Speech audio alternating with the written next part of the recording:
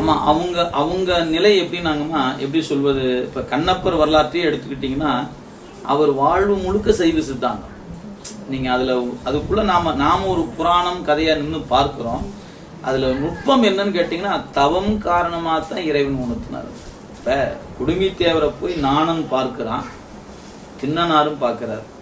நாணனுக்கு கட்டி பிடித்து முத்தமணி பொழியணும்னு நினைப்பு வரல, தின்னனாருக்கு ஏன் வந்துச்சு? அங்க வச்சாரு முன்பு செய் தவத்தின் ஈட்டம். அப்ப தின்னனாரு முன்னையே தவம் செஞ்சிருக்கிறான்னு சேக்கிழார் பதிவு செய்யறாரு.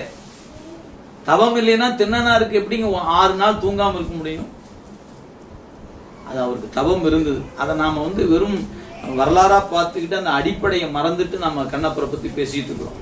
அவர் முன்பே அதுக்கான தவம் செய்திருக்கிறார் அப்படிங்கிறத சேக்கிழார் தொடங்கும் போதே சொல்லிட்டார். கண்ணப்பருக்கு மட்டும் இல்லைங்க, திருநாவுக்கரசர்னு சொல்வார். திலகவதியார் ரொம்ப வருந்தும் போது கனவுல தோண்டி என்னென்னமா சொன்னாரு, நீ ஒன்றும் கவலைப்பட வேண்டாம், உன் உடன் பிறந்த தம்பி என்னை அடைவதற்கான தவத்தை முன்பே செய்திருக்கிறான், நீ அவனுக்கு சூளை நோய் கொடுத்து நான் அவனை ஆட்கொள்வேன்னு சொல்றார். அப்ப முன்னே தவம் செய்திருக்கிறார் இல்லையா? இப்ப நாவுக்கரசருக்கு திலகவதியார் தாங்க குரு. இப்ப கண்ணப்பருக்கு யாரு குரு அப்படின்னு கேட்டீங்கன்னா, குரு என்கிற வடிவம் அவருக்கு தனியா சொல்லப்படலை. ஆனா ஒண்ணு நீங்க நுட்பமா சிந்திச்சீங்கன்னா, அவர் செய்த நல்வினை நாணன் வடிவத்துல நின்னுச்சு. அவர் கேட்கிறார், எப்பா அந்த மலையை பார்க்கும்போது பாரம் போவது போல் இருக்குதுன்னு சொன்னோடனே அவன் என்ன நம்ம சொன்னாங்க, அங்க போனா நல்ல காட்சி காணலாம்னு சொன்னா இல்லைங்களா? அவன் சொல்லாம மட்டும்தான் வச்சுக்கோங்க, என்ன நடந்திருக்கும்? அது ஏதோ குடுமி தேவை இருக்கிறார், அங்க நமக்கு வேலை இல்லை, அது ஏதோ பூசை ஒருத்தர் இருப்பார், நாம வேட்டையை சாப்பிட்டு முடிச்சு போலான்னு சொல்லியிருந்தாருன்னா என்னன்னா இந்த பக்கம்லாம் வந்திருப்பாரு. அவர் கேட்ட கேள்விக்கு அவர் என்ன பதில் சொன்னா, அங்க சென்றா நல்ல காட்சி காணலாம், குடுமி தேவர் இருப்பார், கும்பிடலாம் என்று சொன்னான். அவன் சொன்ன பதில் தாங்க இவர் தூண்டியது. வா போலான்னு கூட்டிட்டார். இப்ப 2 பேர் வந்தாங்க இல்லைங்களா? 2 பேர்த்து ஒருத்தர் பன்றிட்டே நின்றுட்டான், ஒருத்தர் கூட்டிட்டு போனா இல்லைங்களா? தீவினை அங்கேயே நின்றுச்சு, நல்வினை கூட்டிட்டு போயிருச்சு. நீங்க அப்படியே சைவசு தான், நீங்க அதெல்லாம் நீங்க அதை நோக்குல பார்த்தா தான் அது விளங்குங்க. இல்லைன்னா நம்ம என்ன நினைப்போம், கண்ணப்பர் அவர் பாட்டு போனார், அவரே சாமி கும்பிட்டார், அவருக்கெல்லாம் இறைவன் அருள் செய்யலையா, நீங்க தீட்சை வாங்கினா தான் பண்ணுவாரு, சாமி கும்பிட்டா தான் வருமா அப்படிங்கலாம்.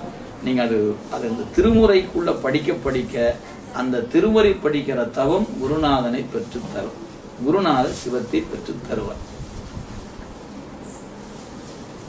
அதாவது விதி விலக்குகள் விதியாகாது, விதி விலக்குகளையே விதியாக்க முடியாது.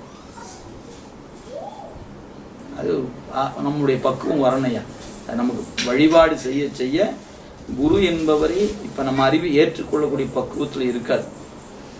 நாளடைவில் அந்த பக்குவம் வரும். நாங்களும் ஒரு காலத்துல குருநாதரே தேவையில்லைன்னு சொல்லிட்டு இருந்த ஆட்கள் தான். அதனால அந்த பக்குவம் வரும்.